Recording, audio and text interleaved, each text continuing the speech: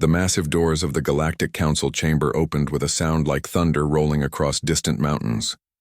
Ambassador David walked through the entrance, his simple black uniform looking plain against the incredible sight before him. The chamber stretched upward for what seemed like miles, its walls made of crystal that pulsed with colors he had no names for. Hundreds of alien beings filled floating platforms arranged in a perfect circle around the center floor. David had seen pictures of this place in Earth's diplomatic files, but nothing had prepared him for the reality. The Vorthak delegation hovered in spheres of liquid metal that shifted and flowed like living things. The granite lords sat motionless as mountains, their stone bodies carved with symbols that hurt to look at directly. Near the ceiling, the energy collective flickered in and out of visible light, their forms too alien for human eyes to properly focus on. At the very center of the chamber rose the judgment seat, a throne made of what looked like solid darkness. The beings sitting on it had too many arms and eyes that burned like small suns. This was Prime Arbiter Kellox, the most powerful individual in known space. When Kellox spoke, reality itself seemed to bend around the words. Human representative, Kellox's voice echoed from everywhere at once. You stand before the Supreme Galactic Council to answer for your species' crimes against cosmic order.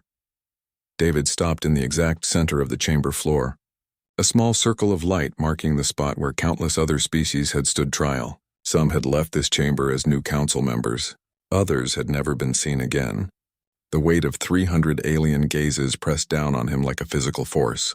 With respect, Prime Arbiter, David said, his voice carrying clearly through the vast space. I believe there's been a fundamental misunderstanding about humanity's position in this galaxy. Murmurs rippled through the assembled species. The translator systems worked overtime, converting David's words into sounds, colors, electrical patterns, and forms of communication that had no human equivalent. Many of the aliens had never heard a species under judgment speak so calmly. Misunderstanding? The voice came from Commander Vrock of the Warfleet, a being that looked like an armored bear the size of a small building. Your species has been classified as a Grade 7 threat to galactic stability. The evidence is overwhelming. David smiled, and somehow that simple human expression made several alien species shift uncomfortably in their seats.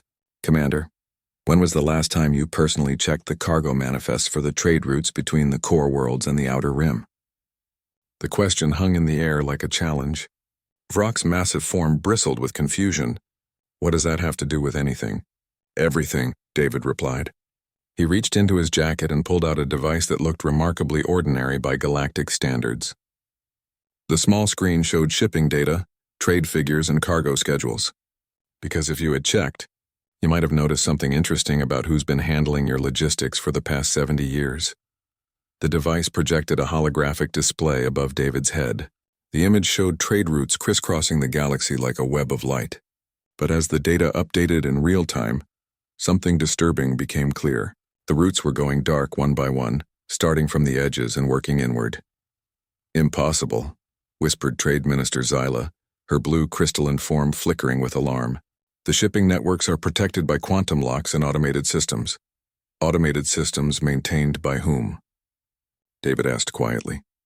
The silence that followed was deafening. 300 of the galaxy's most advanced species suddenly realized they didn't know the answer to a very basic question about their own civilization. Prime Arbiter Kellox leaned forward on the throne of darkness, multiple eyes focusing on the human like laser beams. Explain yourself immediately. Gladly, David said. For 70 years, humanity has been applying for membership in this council. 70 years of rejections, each one stating that humans were too primitive, too aggressive, too unpredictable to join galactic civilization. His smile grew wider. So we decided to prove you wrong. The holographic display changed, showing a new image. This time it was a map of human activity across the galaxy. But instead of the few dozen worlds the Council had on file for humanity, the map showed thousands of locations. Human settlements, human ships, human personnel spread across every major trade route, every communication hub, every critical piece of infrastructure that kept galactic society running. You wanted to know if humans were advanced enough for Council membership, David continued. So we spent 7 decades quietly becoming indispensable to your civilization, while you debated our worthiness. The implications hit the assembled species like a gravitational wave. The energy collective began flickering rapidly, their equivalent of panic. The Granite Lord's carved symbols started glowing with alarm patterns. Even the mighty Warfleet representatives looked uncertain. "This is impossible." Kellogg's voice carried harmonics of disbelief. "Our surveillance networks would have detected such widespread infiltration. Would they?" David pulled out another device, this one showing monitoring data from across the galaxy. "Your sensors are very good at detecting weapons, armies, and obvious threats. But they're remarkably poor at noticing maintenance workers, cargo handlers, communication technicians, and quality control inspectors." The truth was dawning on the Council like a cold sunrise. Humans hadn't conquered anyone or threatened anyone. They had simply made themselves useful, taking on all the boring jobs that kept civilization running while the important species focused on important matters. "The freight runs between mining worlds and manufacturing centers," David said, counting off on his fingers. 70% handled by human crews. Deep space communication relay maintenance. 85% human technicians. Resource allocation algorithms for the food distribution networks. 92% designed and maintained by human programmers. Trade Minister Zyla's crystalline form was now flashing urgent red patterns. If this data is accurate, the disruption to galactic commerce would be catastrophic, David finished. Yes, it would be. Commander Vrock stood up to his full impressive height, weapon systems activating with ominous humming sounds. "Are you threatening the Council, human?" David's expression grew serious for the first time since entering the chamber. "Commander, threats are what you make against enemies. I'm simply delivering a message from my government." "What message?" "That as of 6 hours ago, humanity formally withdrew its application for Council membership." David paused, letting the words sink in. "All 43 billion humans, from every world, every station, every ship in our territories, have been recalled to Earth effective immediately." The holographic display updated again, and now the Council could see the scope of what was happening. Human settlements across the galaxy showed empty readings. Space stations that had operated for decades were reporting skeleton crews. Trade routes that had run like clockwork for generations were grinding to a halt as their human operators simply vanished. "This is madness," Kellogg's roared, dark energy crackling around the Judgment Throne. "You cannot simply abandon your responsibilities to galactic society." "Can't we?" David asked innocently. "After all, according to your own records, humans are just primitives who aren't ready for the responsibilities of Council membership. Surely the advanced species of the galaxy can handle their own infrastructure without help from such backward creatures." The chamber erupted into chaos as the full implications became clear. Emergency signals were flooding in from across the galaxy. Systems were failing. Supply chains were collapsing. The careful balance that kept thousands of worlds functioning was falling apart in real time. But David stood calmly in the center of it all, hands clasped behind his back, watching the panic spread through the most powerful governing body in galactic history. When he spoke again, his voice somehow carried over all the noise. "The question isn't whether humanity is advanced enough to join your council," he said quietly. "The question is whether your council is wise enough to survive without humanity." Prime Arbiter Kellogg's burning eyes fixed on the human ambassador with an intensity that could melt steel. "What do you want?" David's smile returned, but now it carried something that made cosmic entities nervous. "Nothing you haven't already been offered," he said. "We simply want to discuss the terms under which humanity might consider returning to help clean up this mess."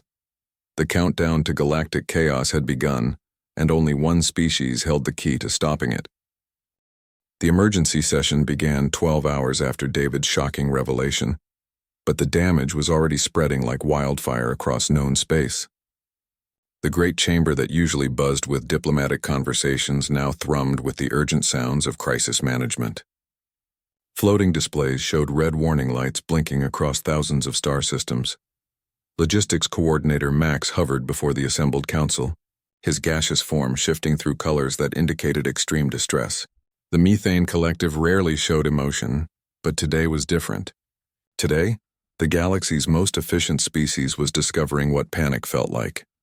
"The situation is worse than our initial projections," Max reported. His voice translated into harmonics that made several species physically uncomfortable. 23 major shipping lanes have completely shut down. The humans weren't just moving cargo. They were serving as navigation coordinators, emergency response teams, and system maintenance specialist for our entire transportation network. David remained standing in the center of the chamber, exactly where he had been 12 hours earlier. He had not moved, had not sat, had not even asked for water. The human capacity for stillness was becoming as unsettling as their capacity for disruption. Prime Arbiter. Kellogg's multiple eyes glowed with barely controlled fury. This is extortion on a galactic scale. Your species is holding civilization hostage. With respect, Prime Arbiter, David replied calmly. Extortion implies we're demanding something we're not entitled to. All humanity ever wanted was the recognition we had already earned. Earned? The voice belonged to Admiral Thex of the Defense Corps, a reptilian being whose scales were shifting through aggressive color patterns. Your species was evaluated according to standard protocols. Technology level 6, military capacity minimal, cultural development insufficient for council responsibilities. Standard protocols, David repeated as if tasting the words. Tell me, Admiral, what exactly do those protocols measure? Military strength, industrial output, territorial control, population size, technological advancement. Thex recited the list with the confidence of someone who had never questioned the system. All the loud things, David observed, the obvious displays of power, the metrics that show what a species can destroy rather than what it can build. He gestured to the chaos surrounding them. Did your protocols measure competence? Reliability? The ability to keep critical systems running? The wisdom to serve the greater good rather than pursue personal glory? The questions hung in the air like accusations. Around the chamber, some of the galaxy's most advanced civilizations were beginning to realize they might not be as advanced as they thought. Emergency reports continued flooding the chamber. The Crystal Federation's representative materialized at the central platform, her translucent form flickering with stress patterns. Food distribution networks are failing across the outer rim. The humans maintained the agricultural scheduling systems that coordinated harvests with transportation. Without their oversight, 47 worlds are facing immediate food shortages. How is that possible? Demanded Minister Rex of the Agricultural Guild. We have automated systems, artificial intelligence networks, quantum computers capable of processing infinite variables. Systems designed by whom? David asked quietly. Artificial intelligence programmed by whom? Quantum computers maintained by whom? The silence that followed was broken only by the continued stream of emergency alerts. Manufacturing delays, communication breakdowns, medical supply shortages, power grid failures. The foundation of galactic civilization was crumbling in real time. Trade Minister Zyla's crystalline form was now pulsing with emergency patterns. This level of integration should have been impossible to achieve without detection. Our oversight committees monitor all critical infrastructure. Do they? David pulled out another device, this one showing administrative records spanning 7 decades. Your oversight committees review reports. Reports written by whom? Based on data collected by whom? Verified through inspections conducted by whom? The device projected a new holographic display, showing the structure of galactic administration. But now the true scope of human involvement became clear. Human personnel occupied key positions throughout the bureaucracy. Not in leadership roles that attracted attention, but in the essential support positions that made leadership possible. Administrative assistants who scheduled meetings between species. Technical writers who translated complex specifications into actionable instructions. Quality control inspectors who ensured systems actually worked as designed. Data analysts who processed the information that leaders used to make decisions. 70 years, David said softly. 3 generations of humans quietly ensuring that this council's decisions could actually be implemented. Making sure that when you voted to build something, it actually got built. When you decided to distribute resources, they actually reached their destinations. When you passed laws, they could actually be enforced. The implications were staggering. The Energy Collective's forms were fluctuating wildly as they processed the data. The Granite Lord's symbols were blazing with patterns that translated roughly to cosmic-level alarm. You infiltrated us, Admiral Thex accused, but his aggressive posturing was gone now, replaced by something approaching fear. Infiltrated? David shook his head. We applied for jobs. Legitimate positions posted through official channels. We competed fairly for contracts put out for bid. We volunteered for assignments that other species considered beneath them. His expression grew thoughtful, The only thing we did differently was actually do the work we were hired to do. This is impossible, Kellogg's insisted. But the dark energy around the judgment throne was flickering uncertainly. No species could achieve such comprehensive integration without our knowledge. Because you never looked, David replied. You saw humans as useful servants, competent enough to handle routine tasks but not important enough to monitor closely. Background noise in your grand civilization? He paused. That assumption was your first mistake. What was our second? The question came from Counselor Lin of the Historical Archives, an ancient being whose species had been observing galactic events for millennia. Assuming we wanted power over you. David's smile returned, but now it carried something that made the assembled aliens uncomfortable. Prime Arbiter, in 70 years of human integration into galactic society, how many coups have we attempted? How many worlds have we conquered? How many governments have we overthrown? Kellogg's data cores searched through millions of records. None. But that only proves you were waiting for the right moment to strike. Or it proves we never wanted to strike at all. David's voice grew serious. You keep thinking like conquerors because conquest is how your species achieved power. But humans learned something different during our development. We learned that service is more powerful than domination, that making yourself indispensable is more effective than making yourself feared. The emergency reports were getting worse. Deep space research stations were going dark as their human crews abandoned their posts. Mining operations were shutting down as human safety inspectors withdrew. Hospital ships were reporting critical shortages as human medical technicians disappeared from their stations. People are dying, whispered Counselor Vera of the Medical Coalition, her pale features twisted with horror. Yes, David acknowledged. They are. The question is how many more will die before you recognize what should have been obvious 70 years ago. Which is, that humanity has been keeping your civilization alive. David pulled out one final device, this one showing casualty projections. Current trajectory shows complete infrastructure collapse within 36 days. Estimated deaths in the first month, 800 million beings across 400 worlds. The numbers hit the council like a physical blow. These weren't abstract statistics. These were real beings with real lives whose survival depended on systems that humans had been quietly maintaining for decades. What do you want? Kellogg's question came out as a cosmic roar that shattered several crystal formations around the chamber. Nothing we haven't been asking for since humans first encountered galactic civilization. David replied.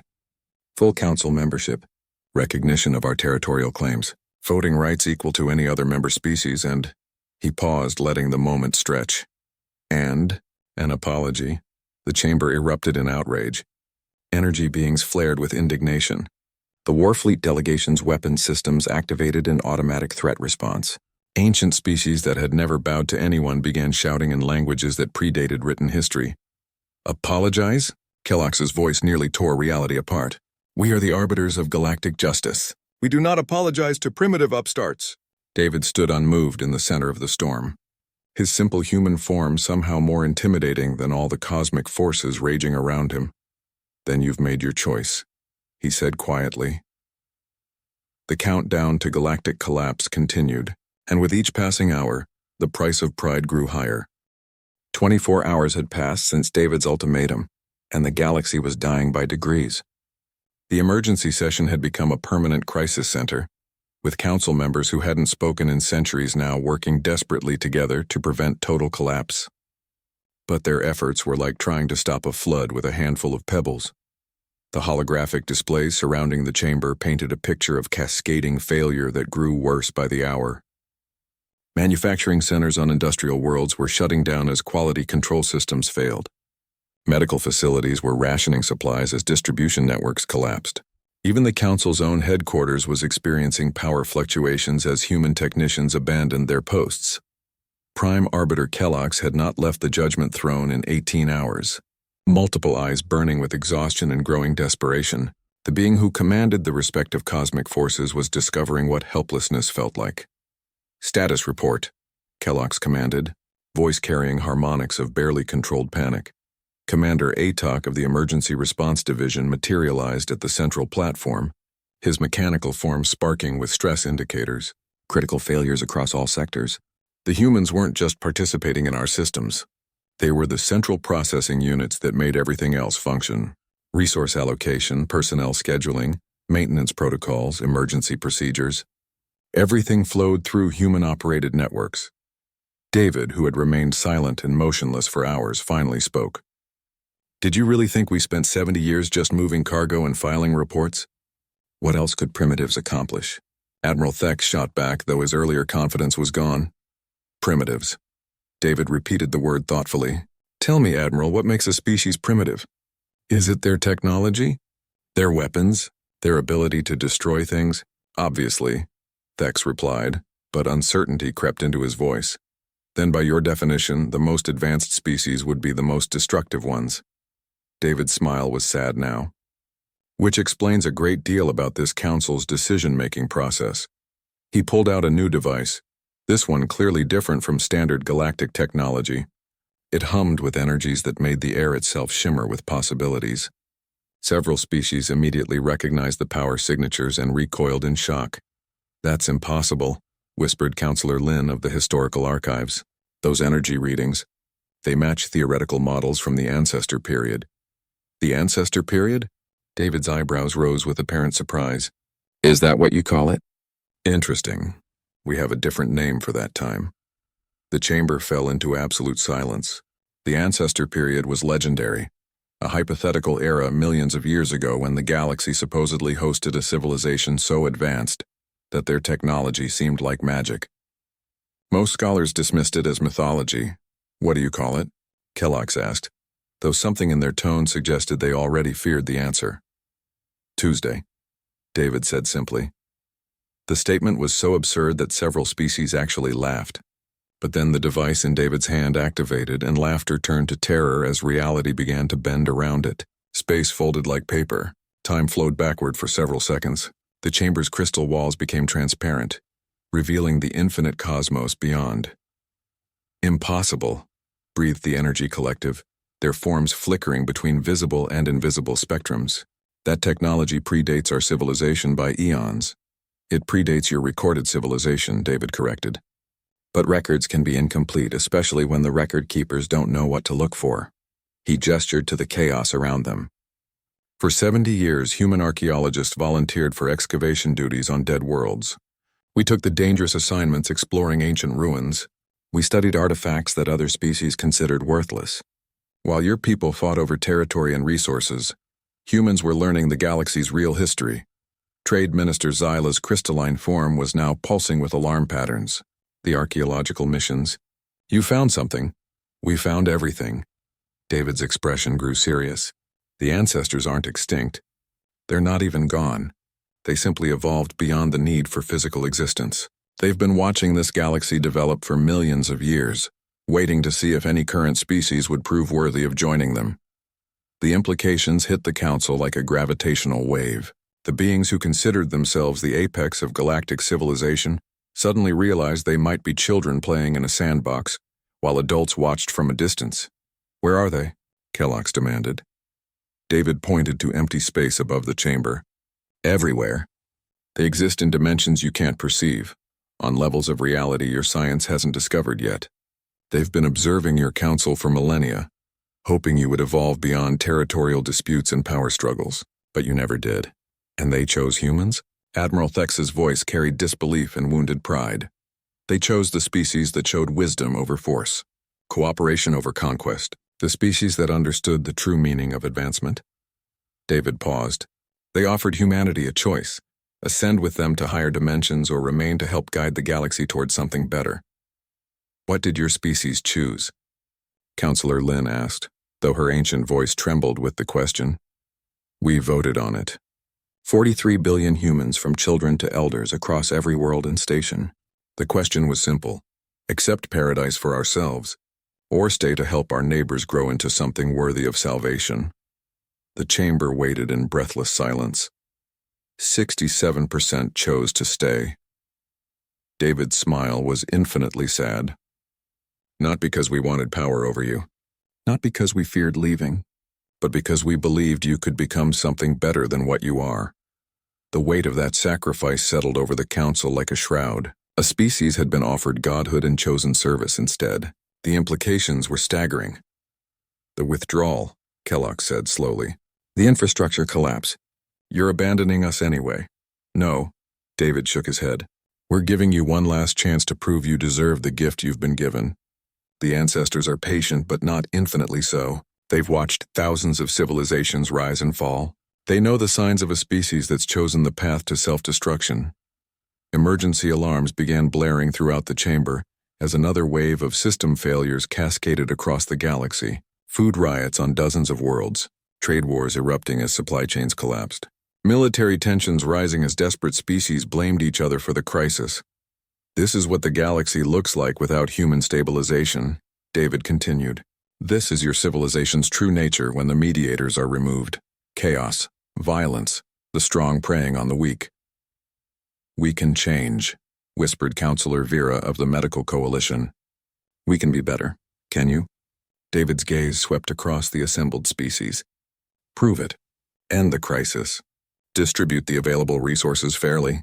Protect the weak instead of exploiting them. Work together instead of fighting over scraps." "How?" Kellogg asked. "Without human coordination, we can't even communicate effectively across species barriers." "Find a way," David said simply. "Use the intelligence you're so proud of. Apply the technology you consider superior to human primitiveness. Show the ancestors that this galaxy's dominant species can evolve beyond their need to dominate." The chamber erupted in desperate activity as species began, attempting coordination they had never needed to manage themselves. But within minutes, it became clear how dependent they had become on human facilitation. Language barriers that humans had seamlessly bridged became insurmountable obstacles. Cultural misunderstandings that human diplomats had prevented escalated into near conflicts. "This is impossible," Admiral Thex declared after his third attempt to coordinate with the Energy Collective failed completely. "The variables are too complex. The communication barriers too extensive." "Impossible for you," David agreed, "but humans managed it for 70 years. The question is, are you willing to learn how, or will you let pride destroy everything you've built?" The device in his hand pulsed with energy that made reality ripple. "The ancestors are watching this moment. Your response will determine not just humanity's future, but the fate of every conscious being in this galaxy." "What happens if we fail?" Kellogg asked. David's expression grew infinitely sad. "Then tomorrow humanity ascends to join the ancestors. Your civilization continues on its current path until it inevitably destroys itself. And somewhere beyond dimensions you can't imagine, two species that could have guided the galaxy to something magnificent will watch as the stars go dark." He raised the device higher, and the chamber filled with light that touched minds as well as eyes. For one brief moment, every being present experienced a glimpse of what the ancestors had achieved. Knowledge beyond measure, power beyond imagination, existence beyond the limitations of physical reality. Then the vision faded, leaving behind only the memory of infinite possibility and the crushing weight of choice.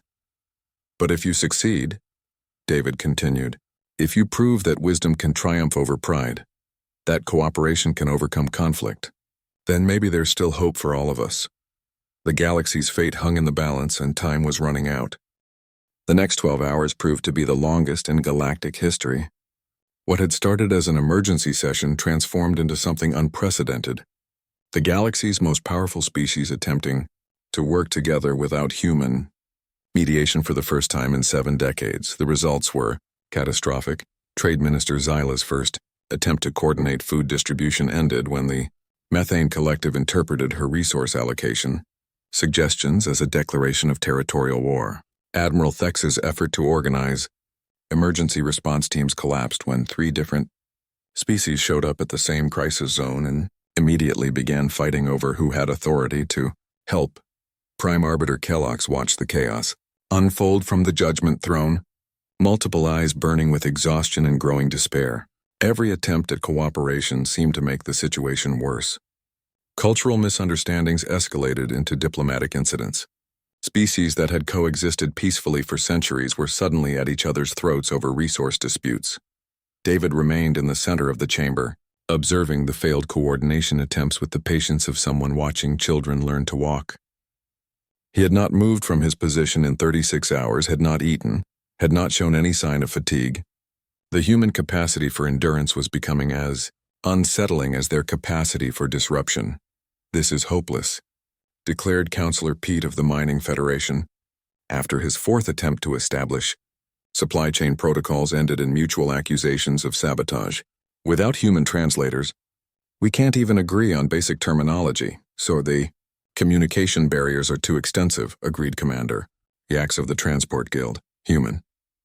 Linguists developed translation protocols that accounted for cultural context, not just literal meaning. We're operating with automated systems that translate words but not intentions. David finally spoke, his voice cutting through the frustrated chatter. So you're admitting that humans achieve something your advanced civilizations cannot? The silence that followed was heavy with wounded pride. These were species that had conquered stars, built civilizations spanning multiple galaxies, developed technology that could reshape reality itself. The idea that they were inferior to humans in any meaningful way challenged everything they believed about themselves. We simply lack experience in this type of coordination, Kellogg said carefully. Give us time to develop the necessary skills. Time, David repeated. How much time do you think the dying have? He activated a display showing real-time casualty reports from across the galaxy. The numbers were climbing steadily as infrastructure failures cascaded through interconnected systems. Medical emergencies were becoming untreatable as supply chains collapsed. Food shortages were triggering riots on dozens of worlds. Deep space colonies were going dark as life support systems failed without proper maintenance. 800,000 dead in the first day, David read from the display. Projected casualties for the first week, 12 million beings. First month, 400 million. He looked up at the assembled council. All preventable deaths if proper coordination could be established. The weight of those numbers settled over the chamber like a shroud. These weren't abstract statistics but real beings whose lives hung in the balance while the galaxy's leaders struggled with tasks that human coordinators had made look effortless. Teach us, whispered Counselor Vera of the Medical Coalition. Show us how humans managed such complex coordination. I'm not here to teach, David replied. I'm here to observe. The ancestors are watching to see if your species can evolve beyond your current limitations. Outside assistance would invalidate the test. Test? Admiral Thex's scales flashed with indignation. This entire crisis is a test? Everything is a test, David said simply. Every choice your species makes. Every priority you establish. Every time you decide whether to compete or cooperate. Whether to serve or dominate. Whether to protect the weak or exploit them. His expression grew serious. The ancestors have observed thousands of civilizations reach this crossroads. They know which choices lead to transcendence and which lead to extinction. Trade Minister Zyla's crystalline form pulsed with urgent patterns. What did the successful civilizations do differently? They learned that true advancement isn't measured by what you can destroy, but by what you can preserve. David gestured to the chaos around them. They discovered that wisdom means understanding when you need help, and humility means accepting that help from unexpected sources. The challenge was clear, but the solution remained elusive. The Council's attempts at coordination continued to fail as species after species discovered that cooperation required skills they had never needed to develop. The humans had made it look so easy that no one had bothered to learn the underlying principles. Then Counselor Lin of the Historical Archives stood up slowly, her ancient form trembling with effort. Perhaps, she said in a voice that carried the weight of millennia, the problem isn't that we lack the ability to coordinate. Perhaps the problem is that we're trying to coordinate like humans instead of finding our own way. The chamber fell silent as the implications of her words sank in. For 70 years, the galaxy had relied on human methods, human solutions, human ways of thinking about problems. Now they were trying to replicate those methods without understanding the principles behind them. What do you suggest? Kellogg asked. We stop trying to copy what humans did and start using what we do best. Lynn's eyes gleamed with sudden inspiration. The Energy Collective can process information at quantum speeds. The Granite Lords can provide stable, unchanging reference points for long-term planning. The Methane Collective excels at resource optimization. The Crystal Federation can store and retrieve vast amounts of data instantly. Understanding began to dawn across the chamber. Instead of trying to recreate human coordination methods, they could develop new approaches that utilized each species' unique strengths. A distributed coordination network, breathed Trade Minister Zyla. Each species handling the aspects they excel at, connected through quantum communication protocols. It might work, admitted Admiral Thex, his earlier hostility replaced by cautious hope. If we can overcome the cultural barriers, then overcome them, David said quietly. Prove that you deserve the galaxy you've inherited. Show the ancestors that intelligence without wisdom isn't a dead end. The next 6 hours saw the most intensive cooperation in galactic history. Species that had barely tolerated each other for centuries began working together with desperate efficiency. The Energy Collective processed logistics data at impossible speeds. The Crystal Federation created shared databases that updated in real time. The Granite Lords provided unchanging coordination points that other species could navigate by. Slowly, impossibly, it began to work. Food shipments started moving again, following new distribution patterns that accounted for each species' specific needs and capabilities. Medical supplies reached crisis zones as different species contributed their unique transportation advantages. Emergency response teams coordinated through quantum networks that bypassed traditional communication barriers. The casualty reports began to stabilize, then actually improve as the new coordination systems took effect. The galaxy was still wounded, but it was no longer dying. David watched the transformation with something approaching approval. Interesting approach, he admitted. Not how humans would have done it, but perhaps more sustainable in the long term. Are we passing the test? Kellogg's asked, exhaustion evident in their cosmic voice. That depends, David replied. Can you maintain this level of cooperation when the crisis is over? Can you resist the temptation to return to your old patterns of competition and dominance? Can you remember this moment when it would be easier to forget? The questions hung in the air like a challenge.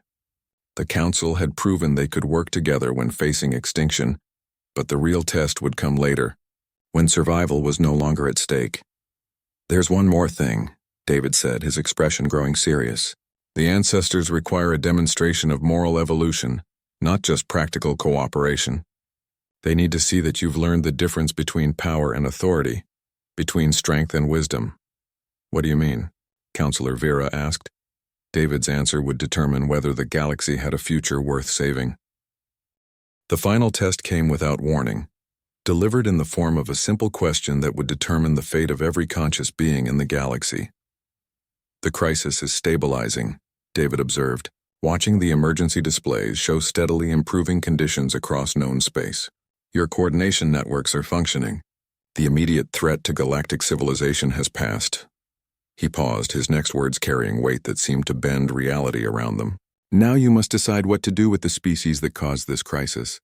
The chamber fell into absolute silence.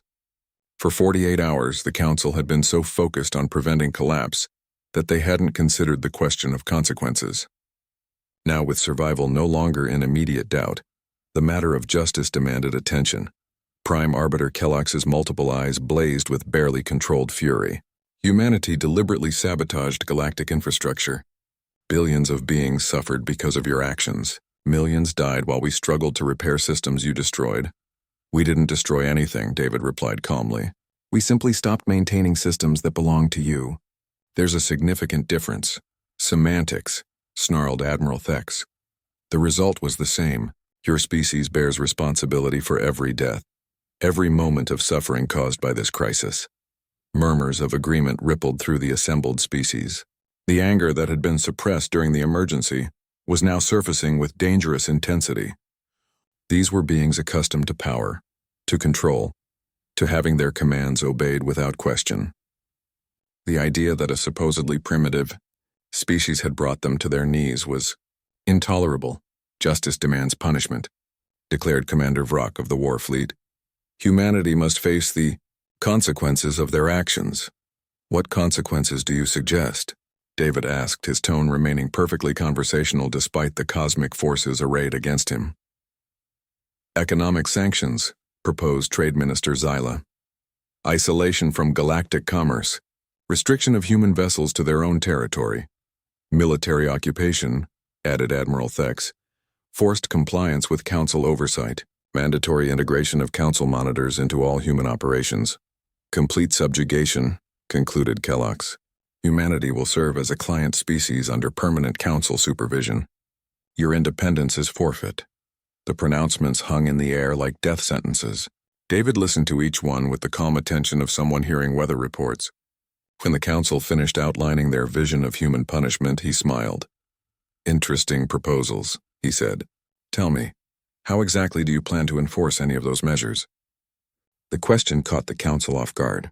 They had become so accustomed to having their decisions automatically implemented that they hadn't considered the practical aspects of enforcement. "Through superior force," Admiral Thex declared, "the Warfleet commands vessels capable of sterilizing entire star systems." "Does it?" David pulled out a device that projected stellar cartography data above the chamber. "Please show me the location of Earth." The display activated, showing the local galactic region in perfect detail. Solar systems, trade routes, and territorial boundaries appeared in three-dimensional holographic form. But where Earth should have been, where humanity's homeworld had existed for billions of years, there was only empty space. "Sensor malfunction," Thex muttered, but uncertainty crept into his voice. "No malfunction," David said quietly. "Earth is simply elsewhere, along with every human colony, every human station, every human vessel in known space. We didn't just withdraw our personnel from your infrastructure. We withdrew ourselves from your reality." The implications crashed over the council like a tidal wave. The energy collective's forms began flickering rapidly as they processed the impossibility of what David was describing. The Granite Lord's carved symbols blazed with alarm patterns. Even the ancient counselor Lynn leaned forward in her seat, eyes wide with disbelief. "Impossible," Kellogg's whispered. "You cannot simply remove planets from reality, can't we?" David's smile grew wider. "You keep using that word. I don't think it means what you think it means, especially when applied to a species chosen by the ancestors." He activated the device in his hand, and the chamber filled with energies that made the very fabric of space-time ripple like water.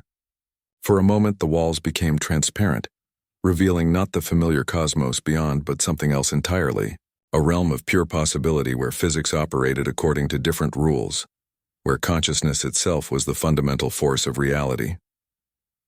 "Welcome to humanity's new home," David announced. "A pocket dimension crafted by ancestor technology, completely isolated from your universe.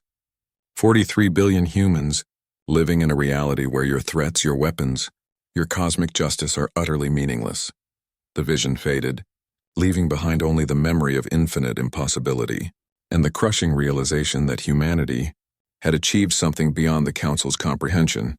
"But that's not the point," David continued. "The point is what your response to this crisis reveals about your true nature. When faced with a species that achieved something you couldn't understand, your first instinct was punishment. When confronted with intelligence that operated differently from yours, you chose subjugation over cooperation." Counselor Vera of the Medical Coalition stood up slowly, her pale features twisted with growing understanding. "You're testing us. This entire situation, it's all been a test. Not by me," David clarified. "By the ancestors. They wanted to see how you would react when your assumptions about superiority were challenged, whether you would respond with wisdom or with force, whether you could learn from your mistakes or simply seek revenge for your wounded pride." The chamber fell into stunned silence as the full scope of the evaluation became clear. For 70 years, humanity had been serving not just as infrastructure managers, but as observers, documenting every aspect of galactic civilization for beings whose judgment would determine the fate of reality itself. What was their conclusion? Kellogg's asked, though their voice suggested they already feared the answer. "Mixed results," David admitted. "Your species showed remarkable adaptability when facing extinction. You learned to cooperate despite cultural barriers. You developed innovative solutions to unprecedented challenges." His expression grew serious. "But when the immediate threat passed, your first instinct was retribution. You chose punishment over understanding, domination over partnership." "So we failed," whispered Counselor Lynn. "Not yet," David said. "The test isn't over. You have one more choice to make." He gestured to the empty space above the chamber, and suddenly the air filled with presence. Not visible forms, but awareness itself. Consciousness so vast and ancient that it made the assembled council feel like insects contemplating the ocean. The ancestors had arrived to witness the final judgment. "You can choose punishment," David said, his voice now carrying harmonics that suggested he was speaking for more than just humanity. "You can insist on justice, demand retribution, use force to compel compliance. The ancestors will note your choice and act accordingly. The implications were clear. Beings who could remove entire solar systems from reality would have no difficulty dealing with species that chose the path of violence. Or, David continued, you can choose wisdom. You can recognize that this crisis revealed weaknesses in your civilization that need addressing. You can accept that different species might have valuable perspectives to offer. You can choose partnership over domination. The choice hung in the air like a knife balanced on its edge. The assembled species could feel the weight of ancient attention focused on this moment, measuring their response against standards they could barely comprehend. Prime Arbiter Kellox rose from the judgment throne, dark energy swirling around their form like a miniature galaxy. What does humanity want? Nothing we haven't been asking for since first contact, David replied. Full council membership, recognition of our contributions, partnership instead of servitude, he paused, and an apology. An apology? For 70 years of dismissing a species that was keeping your civilization alive, for assuming that different meant inferior, for nearly choosing revenge over wisdom when your pride was wounded. The words echoed through dimensions, carrying the weight of cosmic judgment. The ancestors' presence intensified, waiting for the response that would determine whether this galaxy deserved preservation or abandonment. Slowly, impossibly, Kellox knelt. The gesture sent shockwaves through the chamber. The Prime Arbiter, supreme ruler of galactic civilization, was bowing to a human. One by one, other council members followed. Ancient species that had never shown deference to anyone, cosmic entities that commanded forces beyond imagination, beings that had ruled the galaxy for millennia. Humanity, Kellox said formally, their voice carrying across dimensions. We apologize. Your species deserved recognition long before this moment. Your contributions have been invaluable.